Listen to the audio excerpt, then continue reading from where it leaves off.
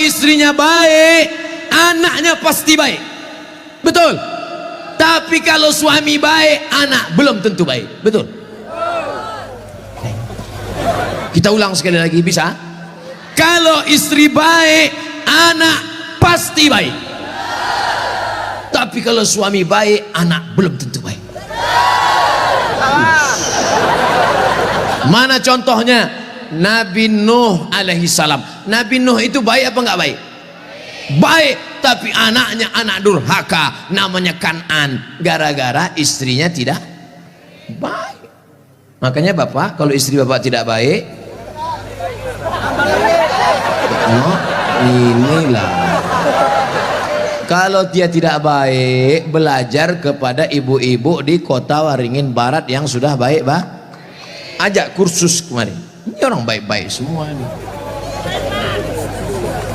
Suaminya tidak baik, namanya Azar, tapi anaknya justru jadi orang baik. Siapa anaknya?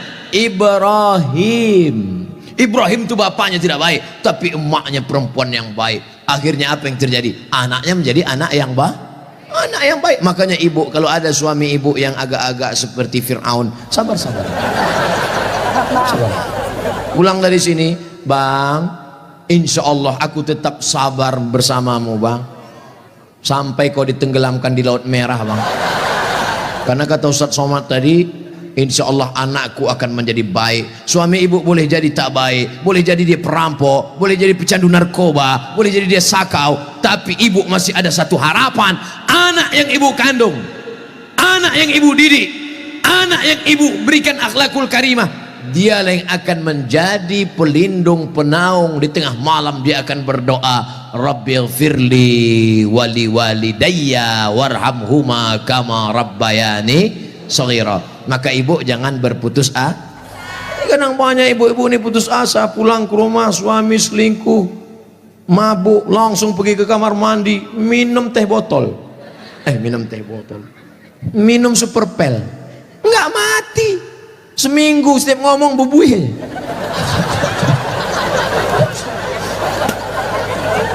Ibu harus tegar, ibu harus kuat, ibu ada harapan. Harapan ibu siapa? Anakku akan jadi polisi, amin. Anakku akan jadi tentara, amin. Ibu sekolahkan saja anak ibu sesuai bakatnya. Perhatikan anak ini bakat. Anak saya suka main layang-layang, berarti jadi pilot helikopter. Anakku suka mandi hujan, angkatan laut. Anakku suka ngembus-ngembus semprit, dua kemungkinan, bisa jadi polisi razia, bisa jadi wasit sepak bola. Yang parkirnya, ibu jangan sebut tukang parkir, karena pada dasarnya kita semua ini adalah tukang kita ini semua tukang parkir. Tirulah iman tukang parkir. Mobil mewah harga 2 miliar. Mundur betul parkir. Setelah begitu diambil mobil ini, adakah tukang parkir yang marah? Enggak ada. Ada nggak tukang parkir ngamuk-ngamuk? Kenapa mobil ini diambil? Saya sudah menjaganya 2 jam. Enggak ada. Kalaupun ada berarti gila. Kita itu juga di dunia ini sama seperti iman tukang parkir. Mobil itu titipan, rumah itu titipan, anak itu titipan, kebun itu titipan. Kita hanya menjaganya di dunia, dan setelah itu kita akan mati. Ada yang punya kita? Tidak. Makanya bapak, berapa banyak bapak ketika istrinya meninggal, ya nggak ada nangis. Pas ditanya, bapak nggak nangis? Titipan Pak Ustaz. Ustadz ini ceramah nggak enak, pas giliran mati istri aja. Oke, sekarang kita balik. Berapa banyak ibu-ibu yang imannya sudah mantap, dia menganggap ini semua titipan, hilang tidak apa-apa, meninggal suaminya, dia tegar. Ibu nggak nangis, titipan. Tapi ada satu ibu menangis, papa, jangan kau tinggalkan mama sendiri, Pak. Pas ditanya sama tetangga, ibu nangis kenapa? Warisan dikit.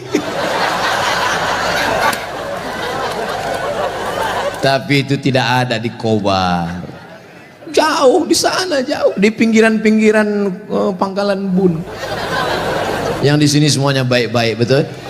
Ibu menerima mereka bukan karena hartanya, tapi karena mereka mampu membimbing ibu dan anak-anak mencari ridho Allah Subhanahu wa taala. Ibu yang malam ini datang menggendong anak, ibu yang malam ini datang menyusukan anak, insya Allah anak itu yang nanti akan menjadi pemimpin-pemimpin bangsa di masa depan. Makanya ibu sabar-sabar. Berapa kali ibu diusir dari majelis karena anaknya menangis, betul? Mau akad nikah, aku nikahkan engkau dengan anakku dengan mahar seperangkat alat sholat.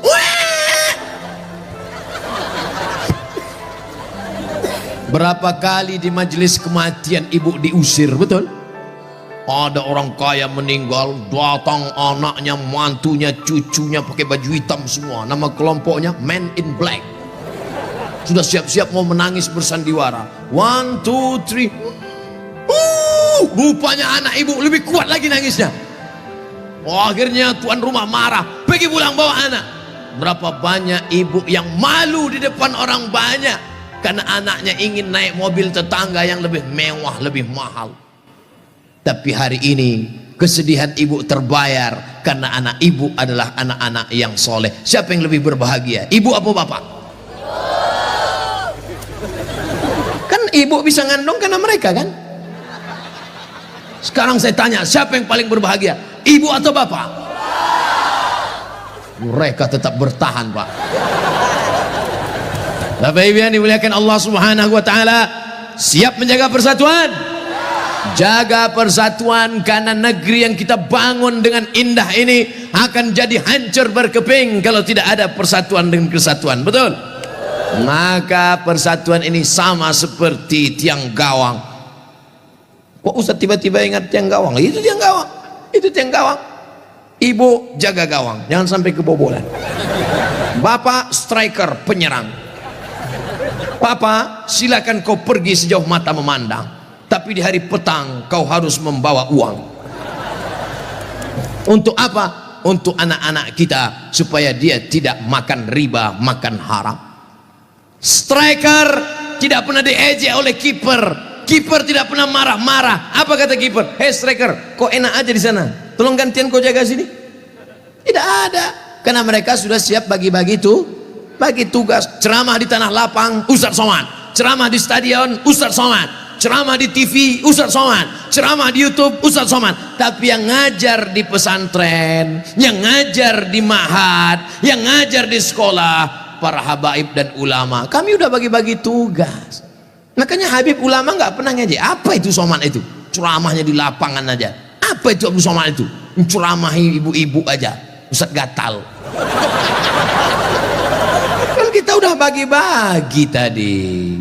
Makanya nonton jangan sepotong-sepotong. Kesana 45 menit, kesini 45 menit, belum, sebentar lagi habis. Masya Allah, tabarakallah, masih lama rupanya. Saudara yang dimuliakan Allah Subhanahu wa taala, di tempat laki-laki Abdul Somad bicara 3, bersama jaga persatuan kesatuan. Yang kedua, ramaikan masjid dengan sholat berjamaah. Yang ketiga, makmurkan masjid dengan belajar agama, fikih, hadis, tafsir. Siap mengamalkan yang 3? Yang perempuan, yang pertama, ibu jangan sedih, ibu jangan depresi, hadapi masa depan. Didik anak-anak menjadi anak-anak yang soleh dan solihah. Ada pondok pesantren di Kobar. Taman SD. Sebelum SD jangan sedih, kasihan. Ingusnya 12. Kalau 11 itu biasa, bengkok. Belum sampai hati. Ustaz Somad dulu pesantren, saya masuk pesantren taman SMP, kegedean. Yang paling bagus taman SD, masuk pesantren. Siap memasukkan anak ke pesantren taman SD? Janji? Ibu ingat, ibu punya uang banyak, belikan dia gadget, belikan dia motor, belikan dia mobil. Dia kaya, dia banyak uang, dia ganteng, dia cantik, tapi dia sakau, gemetar, sakit, gak ada gunanya. Makanya benteng terakhir menjaga anak-anak kita adalah pondok pesantren.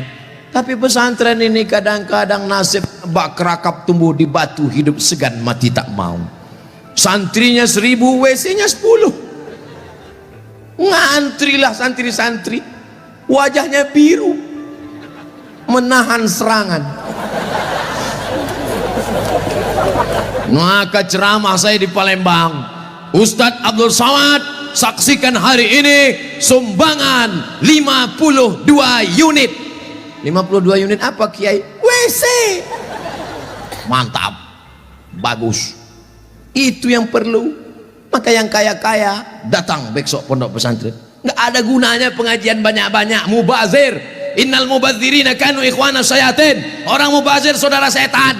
Kalau ada orang kaya tidak peduli pesantren, kalau ada orang hebat pejabat tidak peduli pendidikan agama, mubazir. Setan tidak menggoda dia lagi. Pas setan menggoda, ayo masuk neraka, kata setan sendiri, gak usah bro, dia saudara kita. Hai bro, kata.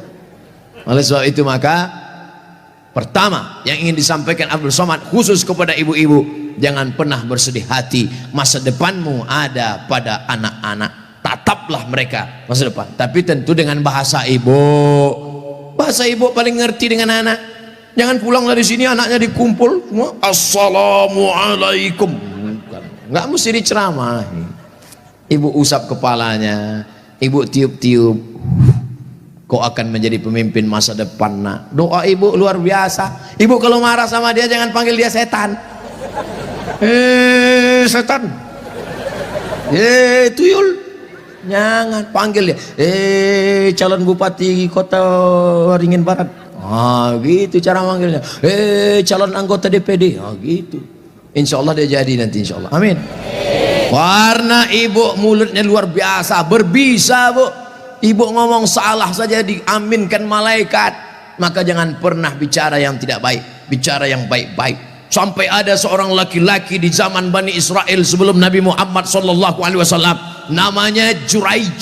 Siapa namanya? Juraij.